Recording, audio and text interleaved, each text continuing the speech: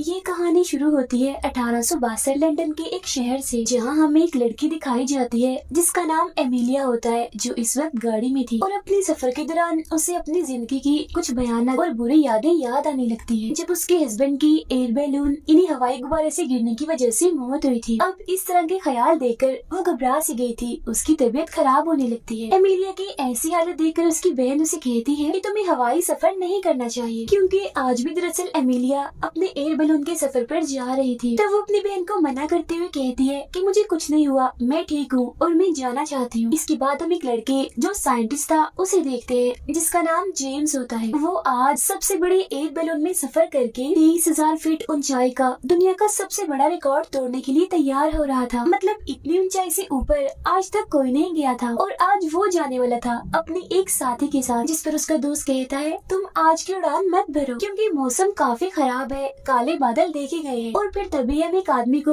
उनकी तरफ आता हुआ देखते हैं, जो दरअसल इस बैलून यानी हवाई गुब्बारे का मालिक होता है। वो उनसे पूछता है कि बैलून उड़ाने में इतनी देर क्यों लग रही है, जिस पर जेम्स का दोस्त फौरन बोलता है कि सर आज मौसम बहुत खराब है और हम उसी बारे में ही बात कर रहे थे, बेहतर होगा कि आज उड़ान ना ही भरी जाए। वो आदमी जवाब देता है कि ऐसा नहीं हो सकता, बैलून तो उड़ाना ही पड़ेगा क्योंकि मैंने बड़ा पैसा लगाया है और साथ ही वो लोग जो यहाँ आए हैं उनकी उम्मीद भी टूट जाएगी अगर बैलून को ना उड़ाया गया तो। जिस पर जेम्स उसे यकीन दिलाता है कि सर आप फिक्र मत कीजिए, चाहे कुछ भी हो जाए मैं ये काम लाजमी करूँगा। और फिर तभी उन्हें एकदम से लोगों का शोर सुनाई देने लगता है, जहाँ हम एक बार फिर देखते हैं एमिलिया को। वो खूबसूरत सा ड्रेस पहनकर किसी सर्कस की तरह लोगों को खुश करने लगती है, क्योंकि ये उसका काम था और साथ ही वो एक एरोनॉट भी होती है, यानी जो एयर बैलून को पायलट बन के चलाते हैं। और आज इस बैलून को वही चलाने वाली थी। मतलब कि जेम्स ने उसी के साथ सफर करना था और दुनिया का सबसे बड़ा रिकॉर्ड तोड़ना था। सब लोग जोरदार तालियां बजाकर उसका वेलकम करते हैं। इस सफर पर एमिलिया अपने डॉग को भी अपने साथ लेकर जा रही थी, जो देख जेम्स उसे ऐसा करने से मना करता है, लेकिन वो उसकी बातों को अनसुना करते हुए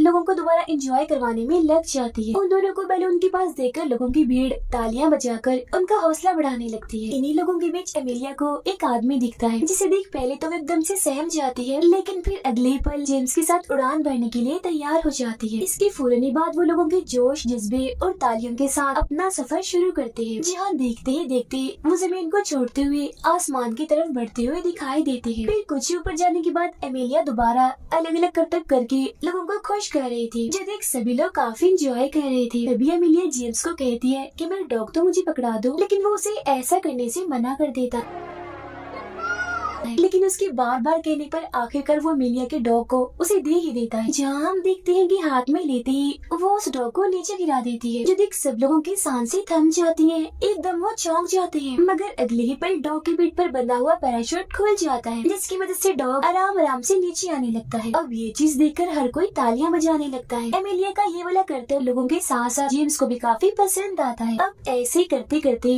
वो 1100 फीट की ऊंचाई तक आ गए थे। यहाँ खुद को इतना ऊपर उड़ता हुआ देखकर पहली बार जेम्स एक आजाद पंछी की तरह महसूस करने लगता है। तब उसके चेहरे को देखकर एमिलिया उसे कहती है कि ये दुनिया भी बिल्कुल ऐसे एंजॉय करना चाहती है जैसे इस वक्त तुम कर रहे हो। एंजॉय करके लोगों को इतना ही सुकून मिलता है जितना तुम्हें अभी मिल रहा। तो इसी वजह से लोगों को खुश करने के लिए अक्सर मुझे उल्टे सीधे करतब और तमाशे दिखाने पड़ते हैं।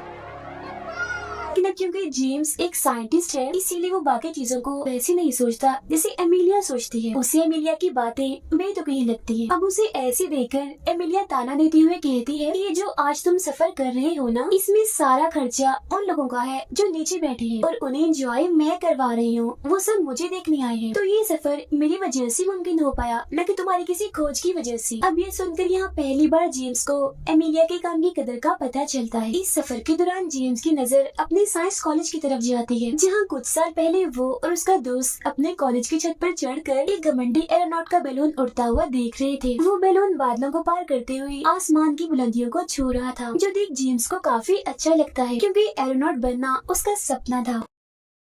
वो फौरन ही उस एरोनॉट से मिलने के लिए भी बेताब हो जाता है। फिर कुछ ही दिन के बाद वो अपनी एक काफी बड़ी मीटिंग में सबको बताता है कि कुछ वक्त के बाद मैं बैलून उड़ाना सीख जाऊंगा, और इससे भी बड़ी बात ये कि मैंने एक खोज की है जिसमें हम इंसान मौसम के हालात के बारे में पहले ही जान जाया करेंगे। मतलब कि आज का मौसम कैसा होने वाला है, मौसम साफ है कि बादल है, और इस चीज से इंसानों का बहुत फायदा होगा। अब उसकी ये सारी बातें वहाँ बैठे लोगों को बेकार और बेमायने लगती है, इसीलिए उस एरोनॉट समेत सब लोग उसका मजाक बनाने लगते हैं और उस पर हंसने लगते हैं।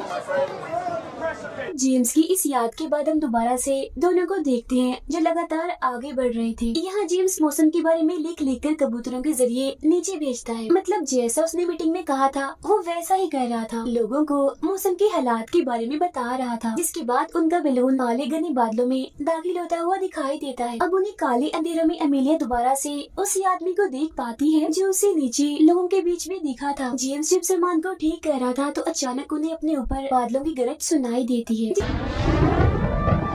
इसके फौरन ही बाद बारिश होने लगती है, जो देख वो हरकत में आ जाते हैं और अपने सामान को बारिश से बचाने लगते हैं। मगर अब देखते ही देखते तेज हवाएं अपना जोर पकड़ लेती हैं, जहां हवा में उनका बैलून झूलने लगता है, जिस वजह से वो दोनों भी बैलून की बास्केट में गिरकर झूलते हुए दिखाई देते हैं। अब ये हवाएं कुछ ही पलों में तूफान का रूप ले लेती है, जिसमें झूलने से जेम्स जख्मी होकर बेहोश हो जाता है। साथ ही एमिलिया भी बास्केट से बाहर निकलकर एक जगह पर लटकी होती है। वो बस गिरने ही वाली थी, मगर तभी जेम्स को होश आ जाता है। वो 1 मिनट भी जाया किए बगैर एमिलिया को ऊपर खींचकर उसकी जान बचा लेता है। तब बास्केट में आते ही एमिलिया दोनों की जान बचाने के लिए वहाँ रखी रेत की बैग नीचे गिराने लगती है। अब ऐसा होते ही वजन कम हो जाता है और उनका बैलून एक बार फिर इस तूफान से निकलकर ऊपर आसमान की तरफ जाने लगता है। वो बादलों को चीरता हुआ काफी ऊपर आ गया था, जहाँ के बादल बिल्कुल साफ थे और धूप भी थी, जो देख एमिलिया काफी खुश हो जाती है क्योंकि उसकी मेहनत काम आ गई थी। वो लोग अब उस मुसीबत से आजाद हो गए थे। अब जाकर खुश होते हुए वो रात की सांस लेते हैं। जेम्स बादलों पर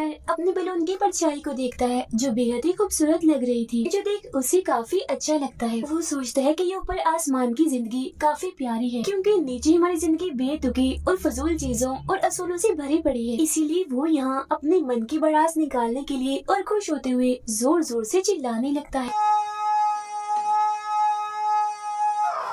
उसे देखकर एमिलिया भी बिल्कुल वैसे अपनी खुशी का इजहार करती है और जोर से चिल्लाने लगती है। और यहाँ एक बार फिर वो अपनी यादों में कहीं गुम हो जाती है। वो अपने हस्बैंड के गुजर जाने की वजह से काफी उदास और दुखी होकर बैठी हुई थी। एमिलिया की ऐसी हालत देखकर उसकी बहन उसे एक पार्टी में लेकर जाती है और उसी पार्टी में एमिलिया की मुलाकात होती है जेम्स से, जो उसे अपने सपनों के बारे में बताता है कि मैं एक कामयाब एरोनॉट बनना चाहता हूँ, जिसमें मुझे आपकी मदद चाहिए, तो प्लीज मेरी मदद कर दीजिए ना। जिसके लिए वो मान भी जाती है और साथ ही वो जेम्स के हौसले को देखकर काफी खुश भी थी। इसीलिए वो अगले ही दिन से उसके लिए बैलून बनाने में लग जाती। अब उन दोनों का बैलून आराम आराम से अपनी मंजिल की तरफ आगे बढ़ रहा था, जो नजारा बहुत ही प्यारा था। यहाँ तितलियों का एक काफी बड़ा झुंड उनके बैलून के आसपास घूमने लगता है, जो देख एमिलिया के चेहरे पर एक अलग ही खुशी आ जाती है।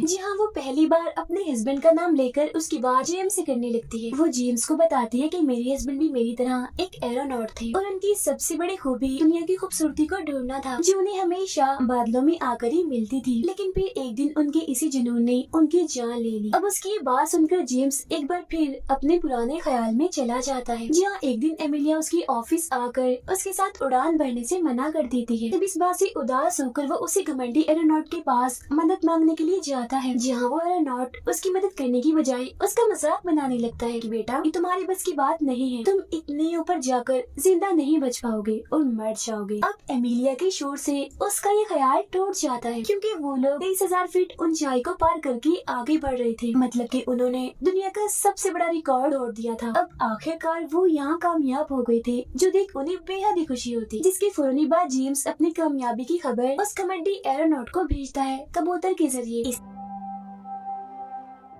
इसी बीच एमिलिया की नजर तेज हवाओं की तरफ पड़ रही थी, जो देखते ही देखते काफी ठंडी होती जा रही थी, जिस वजह से उसे काफी फिक्र होने लगती है। इसीलिए वो फौरन ही नीचे जाने का फैसला करती है। लेकिन जेम्स के सर पर तो जुनून सवार था, इसीलिए वो बैलून को नीचे ना ले जाकर और ऊपर ले जाने की बात करता है। लेकिन एमिलिया उसे गुस्सा होते हुए कहती है कि बेवकूफ मत बनो, ऐसा करना हमारी जान ले सकता है। मगर जेम्स के बार बार जिद करने पर उसे मानना ही पड़ता। इसके बाद हम दोबारा से गुजरा हुआ ख्याल देखते हैं। इन्हीं जब एमिलिया ने जेम्स को मना किया था उड़ान भरने के लिए, तब एमिलिया को मनाने के लिए उसका दोस्त आया था। वो उसे बताता है कि दुनिया का सबसे बड़ा रिकॉर्ड तोड़ने का जेम्स का बहुत ही बड़ा सपना है जो अभी तक अधूरा है, और उसका ये सपना आपकी मदद के बगैर पूरा नहीं हो सकता, तो आप उसकी मदद कर दीजिए प्लीज। लेकिन क्योंकि जेम्स और उसके हस्बैंड के सपने एक जैसे ही थे, इसीलिए वो उसकी मदद करने के लिए मान जाती है। वो यहाँ आसमान को बड़ी गौर से देख रही थी, मगर तभी उसकी नजर बैलून पर जमी बर्फ पड़ जाती है। फौरन ही बाद वो पैरामीटर को देखती है, जहाँ वो लोग 26,000 फीट की ऊंचाई पर आ गए थे। हवा की नमी यहाँ बिल्कुल नहीं थी, बल्कि बर्फीली हवाएं चलने लगती है, जिसका असर इनके चेहरे पर साफ साफ दिखाई दे रहा था। मगर इस सब की परवाह किए बगैर जेम्स और भी ऊपर जाने के लिए वहाँ रखा हुआ वजन नीचे गिराने लगता है। तब ये देखकर एमिलिया उसे रोकने की कोशिश करती है, क्योंकि उसका ऐसा करना बैलून को तबाह कर सकता है और उनकी जान ले सकता है। लेकिन जेम्स उसकी एक नहीं सुनता और वहाँ रखा सामान वो फेंकता ही जा रहा था। इसी बीच उनकी लड़ाई भी हो जाती है। इसमें जेम्स की नाक से खून निकलने लगता है। The lack of oxygen is affecting your breath. वो गुस्से में भरकर एमिलिया को कहता है कि तुम्हारा हस्बैंड भी बिल्कुल तुम्हारी तरह ही डरपोक था, जिस वजह से उसकी जान तक चली गई। अब जेम्स की ऐसी बातें सुनकर मजबूरन एमिलिया उसे उस दिन की सच्चाई बताती है जब उसके हस्बैंड की मौत हुई थी। वो कहती है कि जब हम दुनिया का रिकॉर्ड तोड़ने के करीब थे, तब बैलून उड़ाने का काम मेरे हस्बैंड की नहीं बल्कि मेरे हाथ में था। जहाँ मेरी एक गलती की वजह से बैलून फट गया और हम दोनों तेजी से नीचे गिरना शुरू हो गए। और तभी हमें पता चलता है कि अक्सर जो आदमी एमिलिया को नजर आया करता था वो और कोई नहीं बल्कि उसका हस्बैंड था, जो हमेशा ही उसकी यादों में था। और फिर उस दिन एमिलिया के हस्बैंड ने उसकी जान बचाने के लिए अपनी जान दे दी थी, जिस वजह से वो खुद को कभी माफ नहीं कर पाई। अब उसकी सच्चाई जानकर जेम्स शर्मिंदा हो जाता है और उससे माफी मांगता है। जहाँ अब की बार दोनों ही नीचे जाने का फैसला करते हैं। एमिलिया जब रस्सी खींचती है तो उसे पता चलता है कि बर्फ की वजह से उनका बैलून जम गया है, और बीच वाले सुराख जिसकी वजह से बैलून उड़ना था वहाँ भी बर्फ जम गई होती है। वो उसे हटाने की काफी कोशिश करती है मगर नहीं हटा पाती। अब ठंड भी बढ़ती जा रही थी और ऑक्सीजन भी कम था, तो जेम्स की हालत भी खराब होने लगती है। तब एमिलिया अपनी जान की परवाह किए बगैर जेम्स की जान बचाने के लिए रस्सियों के सहारे बैलून के ऊपर चढ़ना शुरू करती है। सर्दी की वजह से उस पर भी बर्फ जम रही थी और जाहिर है उसे भी काफी मुश्किलात का सामना करना पड़ रहा था, मगर फिर जैसे तैसे करके वो बैलून के बिल्कुल ऊपर आ जाती है। वो अपने जूते की मदद से बैलून का वो सुराख खोलने में कामयाब भी हो जाती है, लेकिन वहाँ ठंड इतनी ज्यादा थी कि वो बेहोश होकर वहीं गिर जाती है। मगर कुछ देर बाद वो नीचे की तरफ खिसकने लगती है। बेहोशी की हालत में ही वो नीचे जाके गिरती है, लेकिन क्योंकि वो रस्सी के सहारे बंधी हुई थी इसलिए मरती मरती वो बचती है। और फिर कड़ी मेहनत के बाद आखिरकार वो बास्केट में आ ही जाती है। वहाँ वो जेम्स को बेसुध पड़ा हुआ देखकर समझ जाती है कि आज मैं एक बार फिर किसी अपने को खोने वाली हूँ। मगर फिर फौरन बाद उसकी आँख खुल जाती है। दरअसल ऑक्सीजन की कमी की वजह से जेम्स सिर्फ बेहोश हो गया था, मरा नहीं था। उसे जिंदा देखकर एमिलिया जज्बाती हो जाती है, उसकी आंखों में खुशी के आंसू आ जाते हैं। अब थोड़ी ही देर में वहाँ बर्फ पड़ने लगती है, जहाँ जेम्स उस बर्फ को इकट्ठा कर रहा था ताकि इसके जरिए वो अपनी प्यास बुझा सके। इस सब के दौरान उनका बैलून हजारों फीट नीचे आ गया था और फौरन ही बर्फ पड़ना वहाँ रुक जाती है, जो देख एमिलिया को कुछ ठीक नहीं लगता। तभी हम देखते हैं कि नमी और बर्फ की वजह से अब बैलून अलग अलग होना शुरू हो गया। ये देखकर जेम्स एमिलिया को बास्केट के ऊपर जाने का कहता है, क्योंकि बास्केट और बैलून एक दूसरे से अलग अलग हो रहे थे। वो खुद भी ऊपर जाकर दोनों की जान बचाने के लिए सामान समेत ही बास्केट की रस्सी को काट देता है, मगर उसका ऐसा करना उनके लिए और मुश्किल खड़ी कर देता है, क्योंकि तेज हवा की वजह से